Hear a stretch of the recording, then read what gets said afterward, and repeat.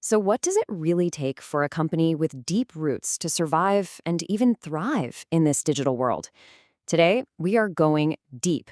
We're going to pull back the curtain on a fictional publisher to really dissect their playbook and figure out what separates the companies that make it from the ones that, well, don't. It is the million-dollar question, isn't it? It's kept publishing execs staring at the ceiling at 3 a.m. for years. Now, for the company we're calling Merceh, the answer isn't just, build a cool new website. It's about spotting those hidden dangers, the icebergs under the surface that could sink the whole ship before it even gets going. For any company trying to navigate massive change, the absolute key is something called a risk register.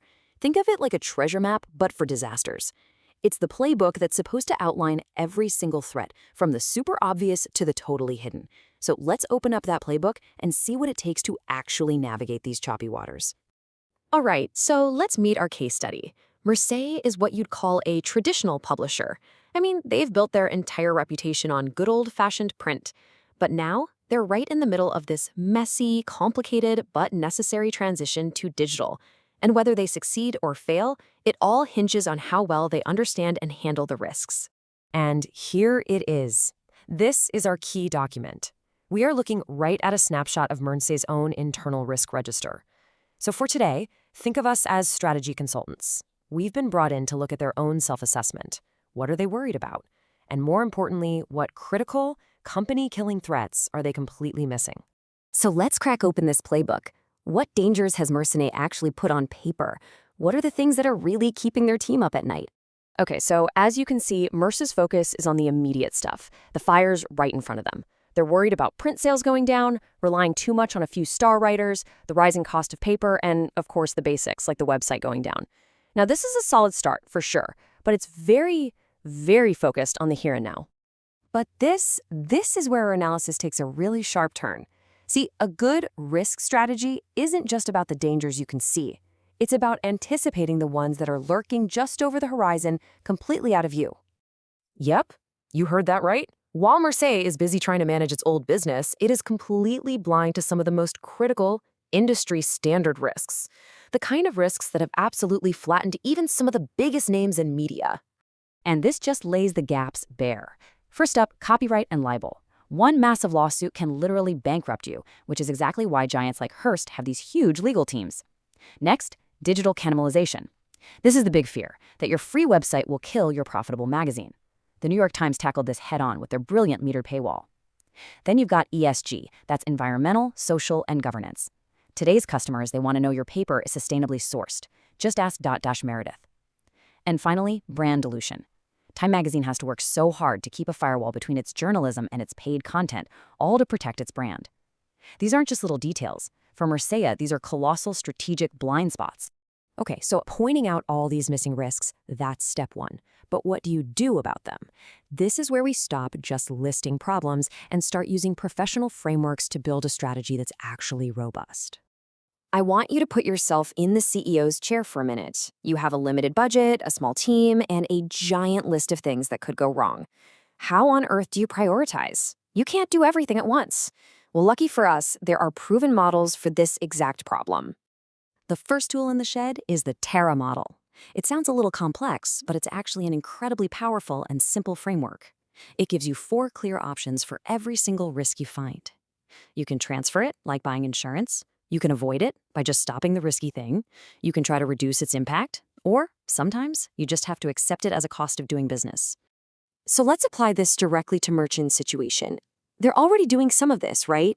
They reduce risk by using data, and they accept small price changes. But to really get ahead, they should consider transferring that massive financial risk of a libel suit by getting proper insurance.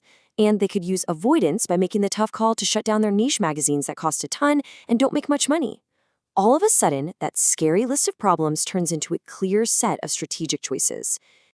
All right, our second tool is the ALARP principle. And this one is all about balance. It basically says, yes, absolutely, you should reduce risk, but only to a point that's reasonably practicable. In other words, you don't spend $1 million to solve a $10 problem. The crucial idea here is that ALARP is a reality check. For Merceh, investing in solid cybersecurity is a total no-brainer. The cost is tiny compared to the disaster of a data breach.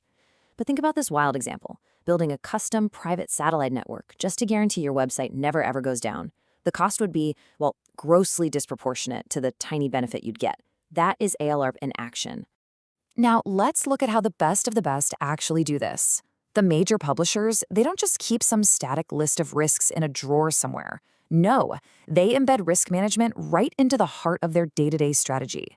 They turn it from a defensive checklist into an offensive weapon for growth. Let's take the Financial Times. Their single biggest risk? Spending a ton of money creating articles that nobody reads. So what they do?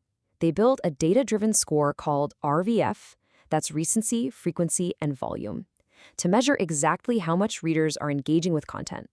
This reduces the risk of being irrelevant by replacing an editor's gut feeling with cold, hard data. It's a proactive and, frankly, brilliant strategy. Or look at Time. They saw the huge risk of having all their eggs in one basket, advertising revenue. Their strategy? Diversification. They've gone all in on becoming a true multimedia platform. They run events, they're even getting into AI. This reduces their financial risk by spreading it out across many different streams instead of just one fragile point. And you see this proactive mindset with all the cutting-edge stuff too. For cybersecurity, instead of trying to build a giant internal team, a lot of publishers now transfer that risk to specialized firms that do 24/7 monitoring. And before they jump on the latest AI bandwagon, they reduce their risk of failure by doing readiness assessments, making sure their systems are even ready for it. So when you boil it all down, the ultimate lesson here is that risk isn't just a list you check off in a meeting. It's a strategy that you have to live and breathe every single day. So the question isn't just for our fictional company, Merceh, it's for all of us.